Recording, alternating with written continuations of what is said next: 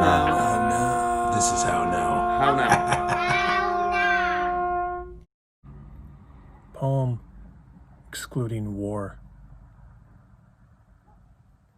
In those days, it rained until countries surrendered. And then, for more than a moment, there was no war. Soldiers held hands around a campfire, and over time began to blush, began to rename their machine guns after flowers. Say something you want to be remembered for.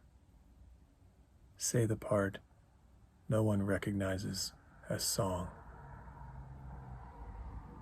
Today, we're going to do the meditation of the heart. It's the same hand motion as the lung, if you remember. Start with your hands on your lap, a little space in your armpits, and with your breath, raise the hands. At eye height, flip your palms, gaze soft between your fingers, following all the way up to the sky. And on your exhale, you make the sound of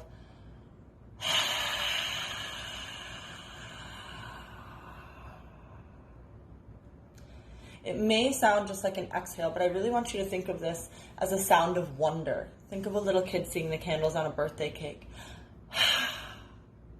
Once your hands are back in your lap, you can soften your gaze or close your eyes, bringing your intention and attention to your heart.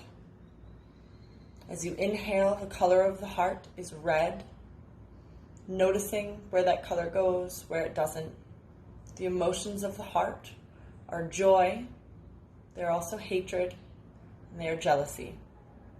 So while doing this, notice anything that's uncomfortable, anything that's coming up for you, anything you feel resistance to, and breathe that down and into the ground. And all the while, breathing joy into your heart. And then let's not forget love. If you want, you can think of someone or some place that you love and hold dear. Imagine that space in your heart. Don't forget to do this in rounds of 3, and it shouldn't take any more than 5 minutes. Good luck with the heart.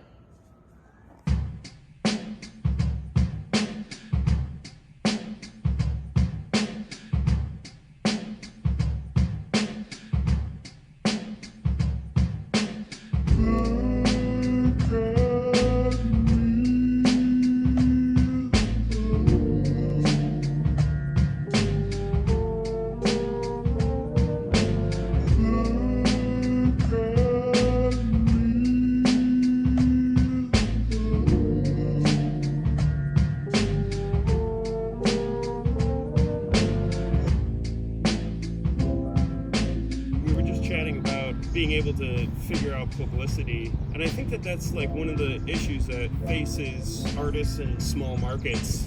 Like you could be making like these awesome tracks full of insight into a particular way of life and everything like that, and it's almost like you're just making it in a vacuum sometimes. You know, especially in the smaller cities. Yeah, but you have to reach out to other artists in different cities. That's what I've learned, and try to play the level ground in different cities and then grow like that. You can't, especially in the smaller market, you definitely have to like spread your wings and go network and meet with different people, because most smaller cities aren't gonna have like the venues or the places where people can play their music or display their pieces. How's that happen for you in Buffalo? Do you feel like there is like a welcoming atmosphere for hip-hop artists?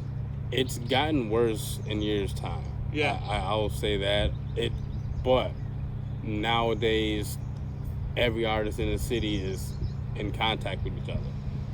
So, like back, say, when we started, when I first met you, it was still a little separated as far as groups, like, First Class, Coolie High, Well Fed. There's a bunch of different crews. We knew each other, but we didn't really like work together. Yeah.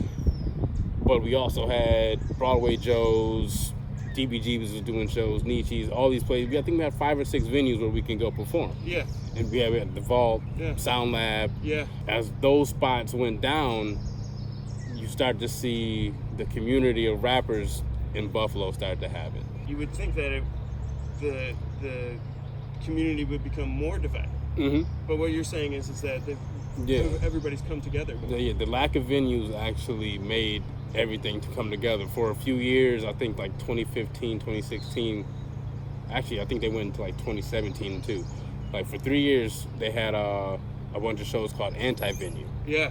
And, I remember that. So then that was basically like, hey, we don't have a spot. We're going to go find somewhere that's going to let us have an event. And, you know, it took off, it rolled. It was really, really good. So I think when people saw that, as far as other venues and places, are like, okay, this hip-hop stuff is cool because you've seen our events. There's never really any problems. No. Like, you might have to kick one drunk person out, but but nobody everybody fights. has fun, dude. Everybody's chilling. Yeah.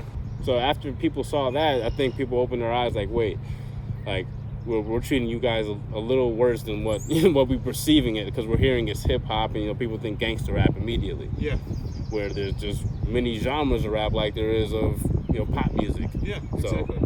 And I think, that's the cool thing, you know, is that, you know, it's that coming together where it's not like, oh, you're doing something that sounds similar to the thing that I do, so, whatever. You know? Well, that's why I think music is beautiful, because it's rare that you're going to hear another artist, like, really shit on somebody else's music. Yeah.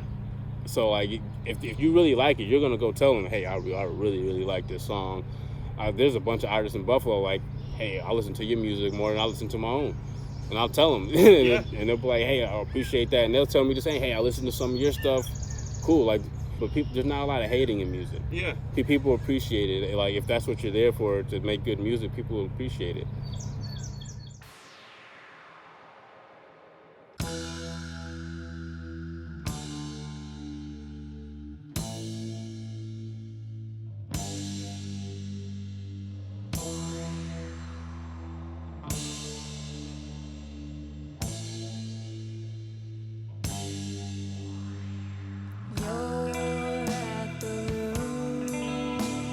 Spinning your death cocoon.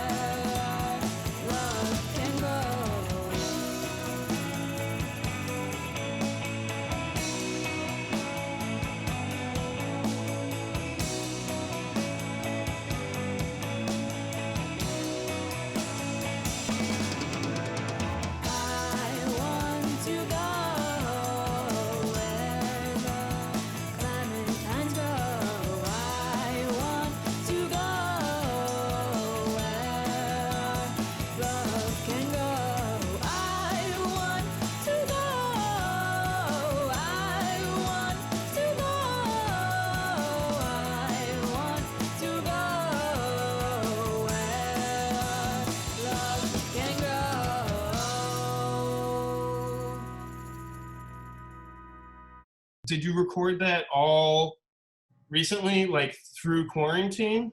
Yeah, we recorded it a couple weeks ago, but I wrote it like 5 years ago, maybe. Okay. Like when I record a song, or like there's like no process to me doing it. After the song has been written and recorded, then I'm like, oh, I saw how that unfolded. And I just kind of wing it. I just kind of wing everything, and I just like live through the moment of what's going on and like try to document everything. Was there a correlation between, you know, the stuff that was going on 5 years ago that made you, like, once you were in quarantine, you were like, oh, I'm gonna, you know, resurrect Death Cocoon? It was about suffering, Mm. or like observing other people suffering. Because the other day I was just like, when does the suffering begin again? And I feel like I've had this point in my life where I've gotten through like the first quarter of my life where it was all suffering, and that maybe that was like the cocoon. And then when I was writing the song, I was observing someone else's cocoon. Maybe it was like the first quarter, you know, the ending of the first quarter of their life. So now I'm like, it's like maybe perfect timing to write that, to release it, to be like the, you know, I've gotten through the suffering, and I'm like, after a few days of not suffering, I'm like, when does it come back? There's like so many illusions and walls that you're like breaking through, and every time I like break through one, I'm just like, like I can't even remember what it's like to be there. But I know that it'll, you know, it's like waves, it'll come again in a different form. Yeah. I always want to use imagery that is provoking and like brings awareness so that you can hear the message. And I like to study like popular media. Like I don't really listen to music. I can't like tell you about band names and the people in the bands and their names and their albums names. But I'm always studying the messages and the images that they show us. Yeah. And I want to use those to promote ideas that are not in the media.